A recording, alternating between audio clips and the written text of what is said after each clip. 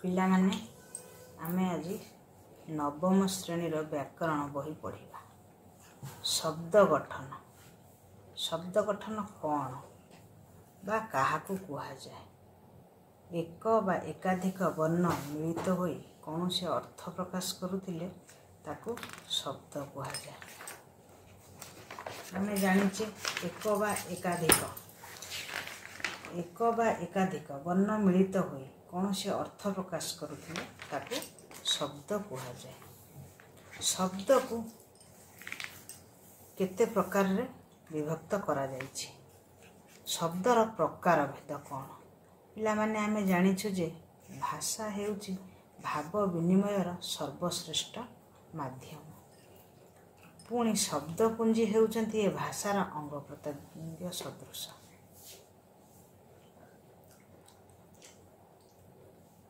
ଆମ ଭାଷା ଭଣ୍ଡାରକୁ ମଧ୍ୟ 4 ଭାଗରେ ବିଭକ୍ତ କରାଯାଇଛି। ସେଗୁଡ଼ିକ ହେଲା ଯଥାକ୍ରମେ ତତ୍ସମ, ତଦ୍ଭବ, ଦେଶଜ ଓ ବୈଦେଶିକ। ତତ୍ସମ। ପ୍ରଥମେ ଆମେ ପଢ଼ିବା ତତ୍ସମ। ତତ୍ସମ କ'ଣ ବା କାହାକୁ କୁହାଯାଏ? ତତ୍ ଓ ସମ ଏ ଦୁଇଟି ଶବ୍ଦ ମିଶ୍ରଣରେ ତତ୍ସମ ଶବ୍ଦଟି ଗଠିତ ହୋଇଛି। ଏହାର ଅର୍ଥ ହେଉଛି ତାହା ସହିତ ସମାନ, ଅର୍ଥାତ୍ ସଂସ୍କୃତ ଭାଷା ସହିତ ସମାନ। ସଂସ୍କୃତ ଭାଷାର କେତେକ ଶବ୍ଦ ଅପରିବର୍ତ୍ତିତ ହୋଇ ଅବିକଳ ରୂପେ ଓଡ଼ିଆ ଭାଷାରେ ପ୍ରଚଳିତ ହୋଇ ଆସୁଅଛି। ଏହାକୁ ତତ୍ସମ ଶବ୍ଦ କହନ୍ତି। ଆମେ ଜାଣିଲେ ତତ୍ସମ ଶବ୍ଦ କାହାକୁ କୁହାଗଲା। ଏପରି ହେବାର କାରଣ ମଧ୍ୟ ଅଛି। କାରଣ ଆର୍ଯ୍ୟମାନେ ଦୀର୍ଘକାଳ ଧରି ଭାରତବର୍ଷରେ ବସତି ସ୍ଥାପନ କରିଆସିଛନ୍ତି। ପୂର୍ବ କାଳରେ ଆର୍ଯ୍ୟମାନେ ଆସି ବସତି ସ୍ଥାପନ କରିଥିଲେ ଆମେ ଜାଣିଛେ। ସେହିମାନଙ୍କ ଭାଷା ହେଉଛି ସଂସ୍କୃତ। ତେଣୁ ଏହି ସଂସ୍କୃତ ଭାଷାର ପ୍ରଭାବ ଏ ଦେଶରେ ବିଭିନ୍ନ ଭାଷା ସହିତ ଭାଷା ଉପରେ ପ୍ରଭାବଟା ପଡ଼ିଆସିଛି। ସେହି ଧାରାରୁ ଓଡ଼ିଆ ଭାଷା ବାଦ ଯାଇନାହିଁ। ଉଦାହରଣ ସ୍ୱରୂପ ନଦୀ, ଆକାଶ, ଅଙ୍କ, ଆଚାର୍ଯ୍ୟ, ସଂସ୍କାର, ପର୍ବତ ଇତ୍ୟାଦି। ଆମେ ଜାଣିଲେ ତତ୍ସମ ଶବ୍ଦ କ'ଣ ଆଉ କିପରି ସେ ସଂସ୍କୃତ ଭାଷା ସହିତ ଯୋଡ଼ା ହେଇଛି। ସଂସ୍କୃତ ଭାଷାର କିଛି ଶବ୍ଦ ଆମେ ଆମ ଭାଷାରେ ମିଶାଇ ଆମେ କଥାବାର୍ତ୍ତା କରୁଛୁ। ତାପରେ ପଢ଼ିବା ଦ୍ୱିତୀୟରେ ଆସିଲା ତଦ୍ଭବ। ତଦ୍ଭବ ଶବ୍ଦଟି କ'ଣ? ତଦ୍ଭବ ଶବ୍ଦର ଅର୍ଥ କ'ଣ, କାହାକୁ କୁହାଯାଏ? ବର୍ତ୍ତମାନ ପଢ଼ିବା। ଏହାର ଅର୍ଥ ହେଉଛି ତହିଁରୁ ଭବ ବା ଜାତ। ତହିଁରୁ ଯେଉଁଟା ଜନ୍ମ ନେଇଥାଏ ବା ଜାତ ହେଇଥାଏ। ଅର୍ଥାତ୍ ଓଡ଼ିଆ ଭାଷାର କେତେକ ଶବ୍ଦ ସଂସ୍କୃତ ଶବ୍ଦମାନଙ୍କରୁ ଜାତ ହୋଇଛି। ତାହାକୁ ତଦ୍ଭବ ଶବ୍ଦ କୁହାଯାଏ। ସେସବୁ ହେଲା କ'ଣ? ନଦୀ। ନଦୀର ଅର୍ଥ ହେଲା ନଈ। ଆମେ ସବୁ କହୁଛୁ ନଈ। କୂପ, କୂଅ, ହସ୍ତୀ, ହାତୀ, ଘୃତ, ଘିଅ, ଗାଭୀ, ଗାଈ, ଗର୍ଦ୍ଧବ, ଗଧ, ଘୋଟକ, ଘୋଡ଼ା, ଭୂମି, ଭୂଇଁ। ଆମେ ବର୍ତ୍ତମାନ ଜାଣିଲେ ତଦ୍ଭବ ଶବ୍ଦର ଅର୍ଥ କ'ଣ ଆଉ କିପରି ଆମେ ତାକୁ ବ୍ୟବହାର କରୁଛୁ। ଆମର ନୀତିଦିନିଆ ଚଳଣୀରେ ଆମେ କିପରି ବ୍ୟବହାର କରୁଛୁ। ତାପରେ ଆମେ ଆସିବା ତୃତୀୟରେ ଆସିଲା ଦେଶଜ।